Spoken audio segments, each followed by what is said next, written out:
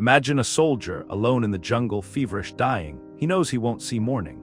But before the end, he reaches into his pack, pulls out a worn leather journal, and writes a final inventory. Not of his supplies or his weapons. He writes down the list of human trophies he collected. Ears, scalps, finger bones. Each one carefully noted, a gruesome receipt for a life lived beyond the edge of sanity. These are not the tales of glory you read in history books. These are the secrets. For over a century, the true archives of the French Foreign Legion's most brutal years, the 19th century, were hidden away. They were locked in dusty vaults, dismissed as the ravings of madmen, or classified as too explosive for public consumption. But when historians finally sifted through these private confessions, these deathbed accounts, they didn't find heroes. They found something far more terrifying. They found the blueprint for how a civilized nation manufactures monsters. The French Foreign Legion was born in 1831, not out of necessity, but out of cynical convenience. King Louis-Philippe had a problem. France was full of political dissidents, failed revolutionaries, criminals, and Europe's general refuse. These men were a threat to stability at home. The solution was elegant and utterly cold-blooded. Create an infantry force composed entirely of foreign nationals. Send them overseas. Let them fight and die for French imperial ambitions. This was a human garbage disposal system disguised as a noble institution. The recruitment process was designed to attract the absolute bottom of the barrel. You could be a deserter, a murderer, a debtor, or a failed revolutionary. The only requirement was physical fitness and a willingness to abandon your past. You could even change your name. The Legion became the ultimate sanctuary for men with nothing left to lose, seeking either redemption or oblivion. Colonel Christophe Négrier, one of the Legion's early commanders, summarized the situation perfectly. He wrote that the unit was composed of the refuse of all nations, men who had burned their bridges. They were not patriots, they were desperate souls, and the French government viewed them as completely expendable human material. They could be deployed to the most dangerous corners of the expanding empire without any domestic political consequences whatsoever. No one in France would mourn them. This inherent expendability, this knowledge that they were viewed as less than human by their own employers, defined the Legion's culture from day one. It was a culture built on desperation. The first testing ground for this new force was Algeria. France launched a decades-long campaign to conquer North Africa starting in 1830, and the Legion was deployed immediately as shock troops. What followed was a catastrophe. Within months of arriving in 1831, entire companies were decimated, not by enemy fire but by disease. Dysentery, typhus, and heat stroke turned French camps into open-air morgues. Private Jean-Claude Bosque wrote to his sister, a letter later found in family archives in Provence describing the horror. He said, "We are dying faster than we can bury our dead. The heat melts our brains. The water poisons our bowels." He died of fever 3 weeks after writing those words. The men who survived this initial onslaught quickly learned that conventional military ethics were a death sentence. The resistance they faced was fierce, utilizing guerrilla tactics in terrain that favored the defenders. The Legion had to adapt, and that adaptation was terrifying. The Siege of Constantine in 1837 revealed the new savage tactics. Legionnaires were assigned the most dangerous assault positions, expected to take casualties that regular French units would not sustain. But the real horror was internal. Sergeant François Coquille, in a confession written before his own execution, described the transformation. He wrote, "We ceased to be soldiers and became something else, animals perhaps, or demons. When the wounded slowed the advance, they were abandoned. When prisoners became a burden, they were shot in the back of the head." Coquille detailed how these acts became normalized. They were not seen as atrocities, but as necessary adaptations to circumstances that were designed to kill them all. The psychological impact was profound. As one military physician noted, "These men have seen the face of hell, and it has permanently altered their souls." The brutality was not an aberration, it was the system, and it was about to be exported. If Algeria was the crucible that forged the Legion's savagery, the First Carlist War in Spain was the demonstration of France's ultimate betrayal. In 1835, France sent nearly the entire Foreign Legion to Spain to support the liberal government in a brutal civil war. The French leadership viewed this as the perfect opportunity: eliminate troublesome foreign elements while advancing French interests, all without spending real resources. Colonel Conrad, commanding the deployment, received explicit orders. No French resources were to be committed beyond the absolute minimum. The Legion was, quite literally, sent to die in a foreign conflict that France wanted no official part of.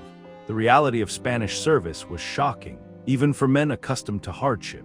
Captain Henry Burnell's dispatches, declassified decades later, described units operating without pay, without medical support, and without reliable supply lines. They faced an enemy that gave no quarter and took no prisoners. Burnell wrote, "We are ghosts fighting for a cause we do not understand.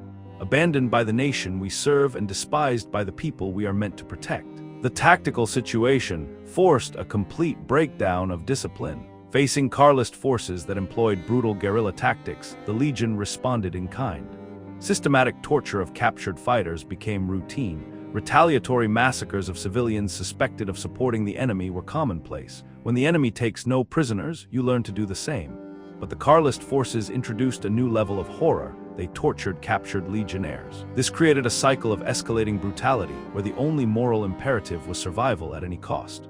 Lieutenant Auguste Mérier confessed to a military chaplain that they began executing their own seriously wounded comrades. Why? Because death by friendly fire was preferable to the inevitable torture the enemy would inflict. Mérier wrote, "We became the executioners of our own brothers." The campaign ended not with victory, but with complete abandonment. As the political winds shifted, France simply withdrew support, leaving the surviving legionnaires stranded. Of the nearly 4,000 men deployed, fewer than 500 returned to French service. The rest were dead, deserted, or left to fend for themselves in a country that hated them. This experience cemented a nihilistic worldview that would define the Legion for generations. If France could abandon them in Spain, then no loyalty was owed to any authority outside the immediate bonds of survival formed with their fellow legionnaires. The next theater of operations, French Indochina in the 1880s, brought the Legion face-to-face with the Black Flag bands, sophisticated irregular forces who fought in terrain that actively neutralized European advantages. What they found in the jungle changed them into something unrecognizable. The Black Flags were masters of psychological warfare. They would display the mutilated corpses of captured legionnaires within sight of French positions. They would torture prisoners just beyond the range of rescue attempts, letting the screams echo through the jungle for days. Private Antoine Mérier's confession describes the effect. "We could hear our comrades dying for days, calling for help we could not provide. Some of our own men shot themselves rather than risk such a fate." The fighting often descended into tunnel warfare beneath fortified positions, like the defense of Tien Quang in 1885. Sergeant Major Claude Grandida's diary describes combat in spaces so confined that men fought with knives and bayonets in absolute darkness. The dead could not be removed, and the living fought while standing on the corpses of friends and enemies alike. Grandida wrote, "In the tunnels, we ceased to be human, becoming creatures that existed only to kill or die in darkness that seemed to have no end." The combination of a sophisticated enemy, environmental challenges that killed indiscriminately, and complete isolation from European civilization led to a new level of systematic brutality. Colonel Henry Laurens' classified reports detailed the burning of entire villages suspected of harboring agents and the execution of Vietnamese civilians whose only crime was being literate in French. Laurens admitted, "We strike at shadows, killing innocents because we cannot identify the guilty." The men who emerged from the Black Flag Wars had crossed a threshold. They had adapted to survive, but the cost was their humanity.